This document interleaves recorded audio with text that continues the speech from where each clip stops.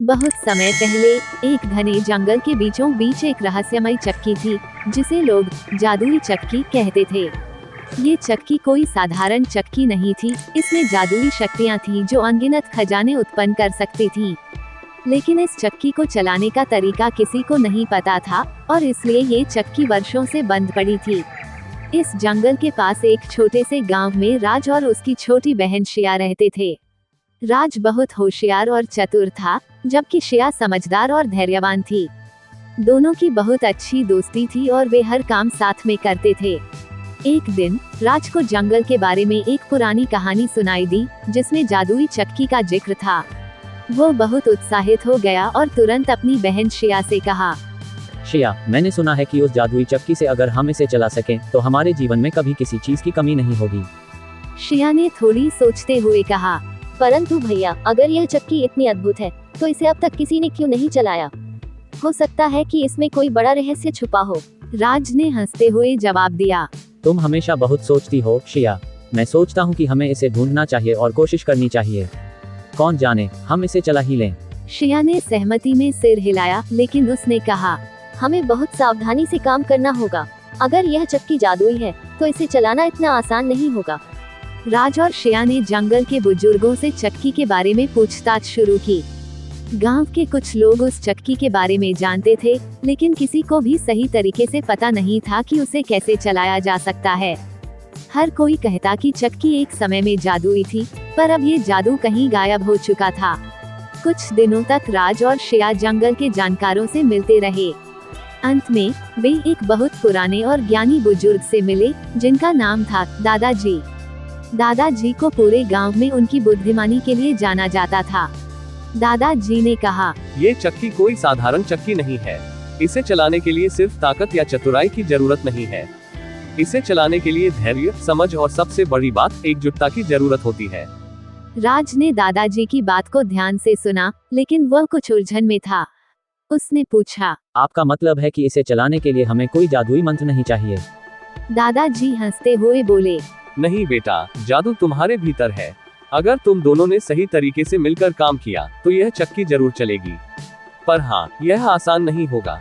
दादाजी की सलाह लेकर राज और शिया ने चक्की तक जाने की तैयारी शुरू कर दी। चक्की गांव से बहुत दूर एक घने जंगल में थी। रास्ता कठिन था और कई बार उन्हें मुश्किलें भी आई। जंगल में उन्हें तरह तरह के जंगली जानवर और रहस्यमयी फंदे मिले, लेकिन राज ने अपनी चतुराई से रास्ता निकाला और शिया ने अपने धैर्य से उन्हें सुरक्षित रखा। आखिरकार कई दिनों की यात्रा के बाद वे जादुई चक्की के पास पहुँचे। ये चक्की बेहद विशाल और पुरानी थी। पत्थरों से बनी इस चक्की पर वक्त के निशान साफ दिख रहे थे। चक्की की विशालता देखकर शिया थोड़ी चिंतित हो गई। ये बहुत भारी लगती है भैया, हमें इसे चलाना कैसे होगा? शिया ने चिंतित स्वर में पूछा। राज ने उसकी ओर मुस्कुराते हुए कहा, हम इसे जरूर चलाएंगे। हमें बस दादाजी की बातें याद रखनी है, धैर्य और मिलकर काम करना। राज और शिया दोनों चक्की को ध्यान से देखने लगे। उन्होंने महसूस किया कि चक्की के कुछ हिस्से जाम हो गए थे और कुछ जगहें धूल और गंदगी से ढकी हुई थीं। राज ने अपनी चतुराई से चक्की के टूटे हिस्सों को ठीक करने की योजना बनाई और शिया ने धैर्यपूर्वक चक्की के हिस्सों की सफाई शुरू की। कई घंटों की मेहनत के बाद चक्की अब पहले से बेहतर दिख रही थी। अब दोनों ने चक्की को चलाने की कोशिश की। राज ने अपनी पूरी ताकत से चक्की को घुमाने की कोशिश की, लेकिन वह एक इंच भी नहीं हिली। शिया ने कहा, शायद हमें इसे थोड़ा धीमे और ध्यान से चलाना होगा। राज ने फिर से कोशिश की, लेकिन इस बार शिया ने भी अपनी तरफ से हल्के से धक्का दिया। धीरे धीरे चक्की का पत्थर घूमने लगा। जैसे ही चक्की चलने लगी, अचानक एक चमकदार प्रकाश चक्की से निकलने लगा। दोनों भाई बहन हैरान थे। चक्की के घूमते ही उनके सामने एक जादुई दरवाजा खुला, जिसमें सुनहरी रोशनी चमक रही थी। शिया ने आश्चर्यचकित होकर कहा, भैया, लगता है हम कुछ बड़ा हासिल करने वाले हैं। जैसे ही जादुई दरवाजा खुला, राज और शिया उत्सुकता से उसकी ओर बढ़े। दरवाजे के पीछे एक बड़ा सुनहरा हॉल था, जिसकी दीवारें जगमगाते हीरे और मोतियों से सजी हुई थीं। हॉल के बीचों बीच एक बड़ा चमकदार पत्थर रखा था, जिसके ऊपर प्राचीन अक्षरों में कुछ लिखा हुआ था। राज ने उसे ध्यान से देखा और कहा, शिया, लगता है ये कुछ रहस्यमय शिलालेख है। हमें इसे पढ़ने का कोई तरीका खोजना होगा। शिया ने पत्थर को गौर से देखा और फिर धीरे से उसके चारों ओर कदम रखते हुए कहा, भैया, मुझे लगता है कि यह कोई पहेली हो सकती है। दादाजी ने कहा था कि हमें चतुराई और धैर्य दोनों का इस्तेमाल करना होगा। शायद ये पहेली ही हमारी अगली चुनौती है। दोनों ने मिलकर शिलालेख को पढ़ने की कोशिश की, लेकिन शब्द समझ में नहीं आ रहे थे। तभी अचानक पत्थर के पास एक छोटा प्रकाश चमकने लगा और उससे एक आवाज आई, यदि तुम इस चक्की का सच्चा खजाना पाना चाहते हो तो तुम्हें अपनी बुद्धिमत्ता और एकता से यह रहस्य हल करना होगा। राज ने तुरंत समझ लिया कि यह पहेली हल करने का समय है। उन्होंने शिलालेख को फिर से देखा और ध्यान दिया कि पत्थर के चारों ओर 4 छोटे बटन थे, जिन पर अलग अलग प्रतीक बने हुए थे, एक सूरज, एक चांद, एक पहाड़ और एक नदी। शिया ने कहा, ये प्रतीक शायद प्रकृति के 4 महत्वपूर्ण तत्वों का प्रतीक हो सकते हैं। हमें इन्हें सही क्रम में दबाना होगा। राज ने सोचा, पहले सूरज उगता है, फिर चांद आता है, उसके बाद पहाड़ और फिर नदी का प्रवाह। हमें शायद इन्हें इसी क्रम में दबाना चाहिए। दोनों ने बारी बारी से प्रतीकों को उसी क्रम में दबाया, पहले सूरज, फिर चांद, फिर पहाड़ और अंत में नदी। अचानक पूरा हॉल एक तेज प्रकाश से भर गया और पत्थर के ऊपर की शिलालेख गायब हो गए। पत्थर के नीचे एक और दरवाजा खुला, जो एक अंधेरी सुरंग की ओर ले जाता था। राज और शिया ने साहस के साथ उस सुरंग में प्रवेश किया। सुरंग बहुत लंबी थी और दोनों के पास सिर्फ अपने दृढ़ संकल्प और बुद्धिमानी का सहारा था। सुरंग के अंत में उन्हें एक विशाल कक्ष मिला, जिसमें अनगिनत खजाने रखे हुए थे, सोना, हीरे और कई अन्य कीमती वस्तुएं। लेकिन उनके सामने एक और चुनौती थी। खजाने के बीच एक विशाल घंटा लटका हुआ था, जिसके ऊपर लिखा था, जो इस घंटे को बजाएगा उसे ही यह खजाना मिलेगा। लेकिन ध्यान रहे, खजाने का असली मूल्य वह नहीं जो तुम देख रहे हो।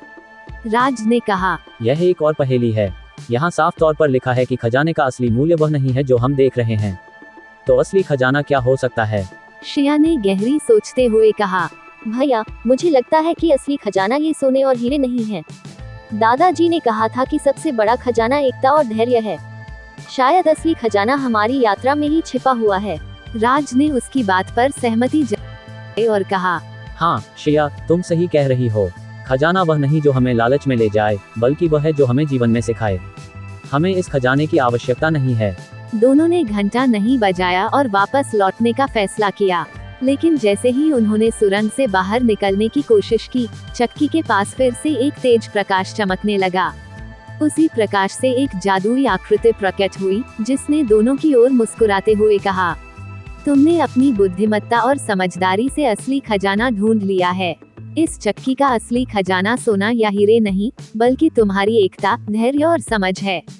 तुमने ये साबित कर दिया कि सच्चा खजाना बाहरी चीजों में नहीं, बल्कि हमारे भीतर की अच्छाइयों में होता है।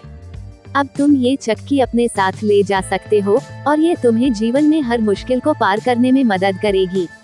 ये चक्की अब तुम्हारे आदेश पर चलेगी और तुम्हें वह सब देगी जिसकी तुम्हें जरूरत होगी, पर यह चक्की केवल सच्चे दिल से मांगी गई चीजों को ही प्रदान करेगी। राज और शिया खुशी खुशी वापस गांव लौट आए। वे अब समझ चुके थे कि असली खजाना लालच और दौलत में नहीं, बल्कि एक दूसरे के साथ मिलकर मेहनत करने और सही मूल्यों को अपनाने में है। उन्होंने गांव के लोगों को अपनी पूरी यात्रा के बारे में बताया और अब उनकी चक्की पूरे गांव के लिए एक जादुई मददगार बन गई। जब भी गांव में किसी को किसी चीज की जरूरत होती, राज और शिया अपनी जादुई चक्की की मदद से उनकी सहायता करते। लेकिन उन्होंने कभी इसका दुरुपयोग नहीं किया और हमेशा दादाजी की सलाह का पालन किया। राज और शिया की समझदारी और धैर्य के कारण उनका जीवन सुखमय हो गया। गांव के लोग भी उनसे बहुत प्रेम करने लगे और वे सभी मिलकर एक खुशहाल जीवन बिताने लगे। जादुई चक्की उनके जीवन का एक महत्वपूर्ण हिस्सा बन गई, लेकिन असली खजाना वह सीख थी जो उन्होंने अपनी यात्रा के दौरान पाई, एकता, धैर्य और सही मूल्यों की शक्ति।